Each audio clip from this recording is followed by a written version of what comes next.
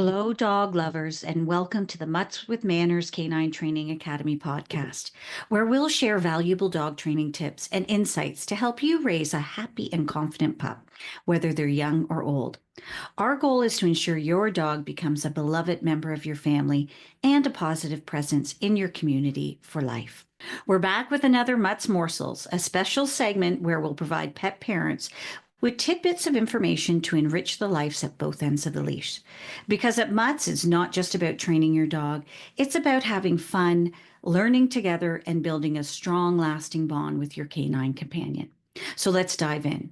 I'm Corey McCusker, certified professional dog trainer, and your host today. And we're tackling a timely topic for dog lovers, spring training. And we aren't talking about the sport teams, we're talking about your dogs. The snow has melted, the sun is showing up more often, and if you're like me and your dog, you're ready to shake off that winter hibernation and get moving again. Spring is seriously one of my favorite seasons for dog training because everything just feels fresh. There's energy in the air, and it's a perfect time to refresh your routines, get outdoors, and reconnect with our pups. Today's episode is all about springing forward into training, enrichment, and staying safe while enjoying the season. I'll be sharing practical tips, some fun class ideas, and a few seasonal reminders that can make a big difference for you and your dog. Let's talk about stepping back into outdoor training.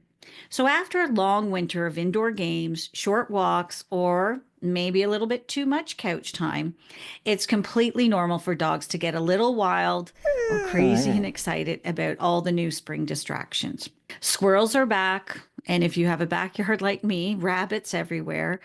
Joggers are out there getting fit again, and the smells, well, it's like a buffet out there for your dog's nose. So the key here is to really ease into it. Start simple. Go back to the basics.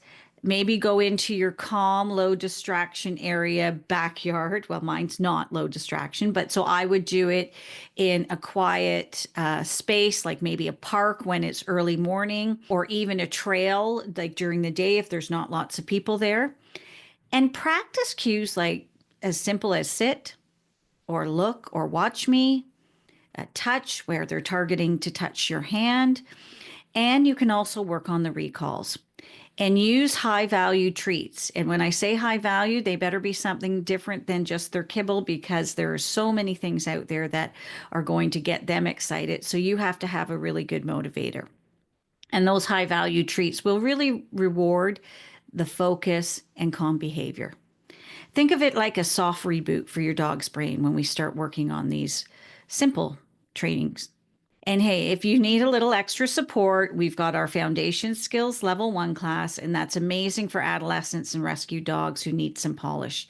If you've just graduated from a puppy class or you're working with those teenage dog challenges, we've also got the Puppy Advance running this spring. And I'm super excited about our brand new Canine Life Skills program.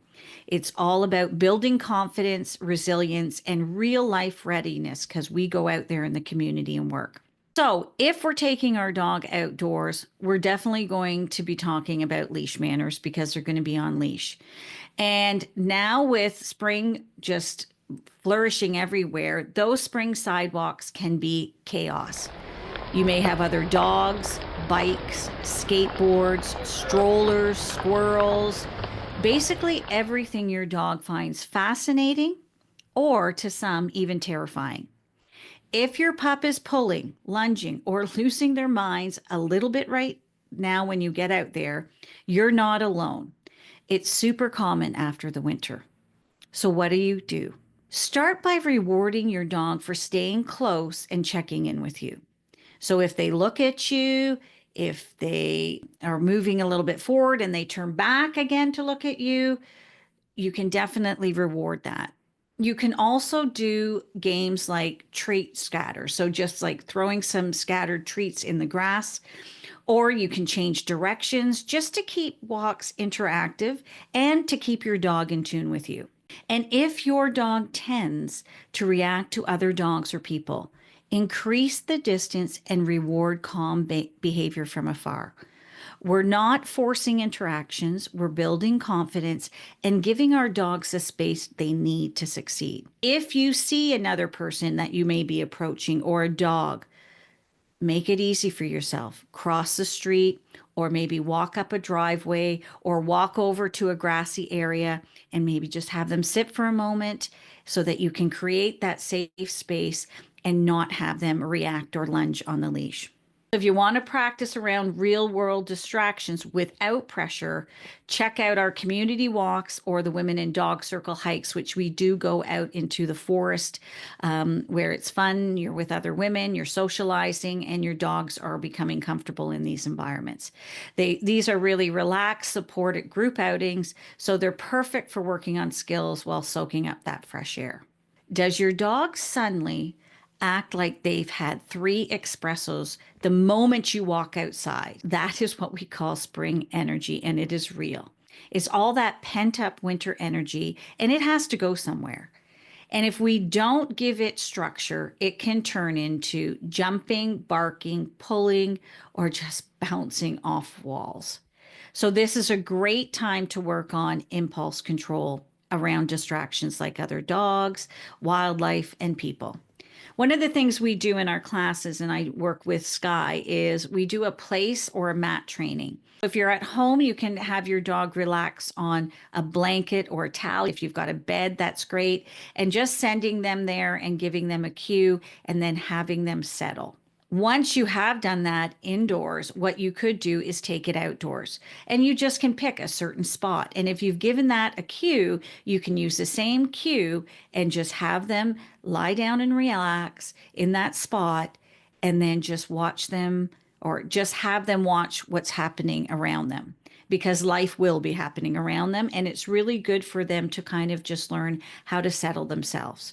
You could also pair that with games like Leave It, or then getting up and doing some focused leash walking. And when you're doing this, you're giving your dog real tools to manage their own excitement. And that's where we want to let them know that they have the ability, if we help them and guide them, to just relax and calm down and enjoy life. If you need some help, or you want to get indoors and you want to work on some of the more fun and active training, we've got our Rallyo and Fun with Agility combo class we've just launched. And that is all about movement, structure, focus. It ticks all the boxes, and it really helps your dog burn off that energy in a positive way.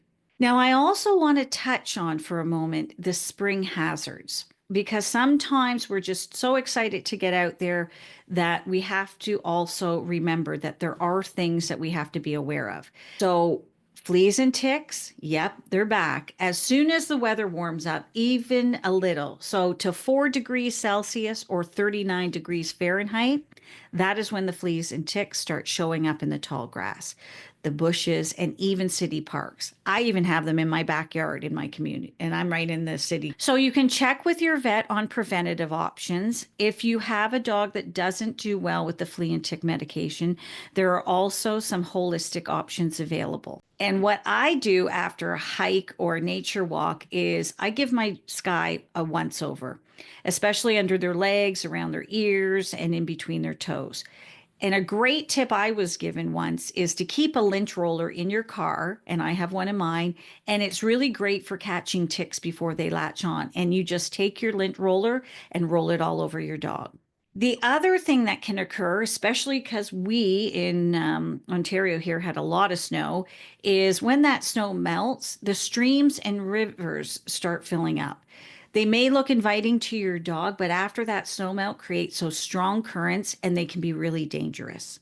So keep your dog leashed near water, avoid any flooded trails, and bring your own water for your dog so they're not drinking from puddles, which can carry parasites like Giardia. And let's finally wrap up with the fun stuff, enrichment and recall games. Spring is the perfect time to build a really reliable recall, and you can do it in a way that's exciting and rewarding for your dog. I love to use a long line, and what we do is we go to safe open areas like parks or fields, and then we would make sure that long line secured onto your pup, and you can do find it, throwing treats in the grass. You can throw a ball and fetch and have them come back to you. You can play catch me if you can, where they can actually chase after you, and you could hide behind a tree and just play hide and seek. All of these games teach your dog to stay connected with you, even when the world is full of distractions. Some dogs even love to play with a frisbee. I mentioned the ball, or maybe they have a favorite toy and even tug when they come back to you. So there's all different ways that you can engage with your dog and also be practicing on that recall. If you've got a sniffer, then I definitely would say try to have those sniffaris. You can bring treats and scatter them. You can bring their toys and hide them in the parks and stuff and go have them find it. If you want to learn more about how to do scent detection, we've got a great scent detection class, and it's such a cool way to build confidence, work your dog's brain, and practice focus in a structured environment. So there you have it, your spring training refresh. We've covered just some outdoor training basics, leash manners, spring energy, safety tips, and ways to keep things fun as the season unfolds. If you're ready to jump back into training, take a peek at our full spring class lineup. We got everything from puppies, manners, scent work, and our new canine life skills program. And if your group classes are not what you're looking for and you want some help just individually, we do have private sessions and virtual options so you can get support in ways that work for you. If you'd like to learn more about Muttz with Mannerz and what we offer, please visit our website at www.muttswithmanners.com and check out the show notes today, where we've provided you with resources from today's podcast. And I want to thank you all for tuning in to Muttz Morsels. And for more tips, classes, and enrichment daycare options, visit us or contact us. And if there's a topic that you would like to hear about on these Muttz Morsels or our other podcasts, please email us at info@muttswithmanners.com. And don't forget to share this episode with your fellow dog parents.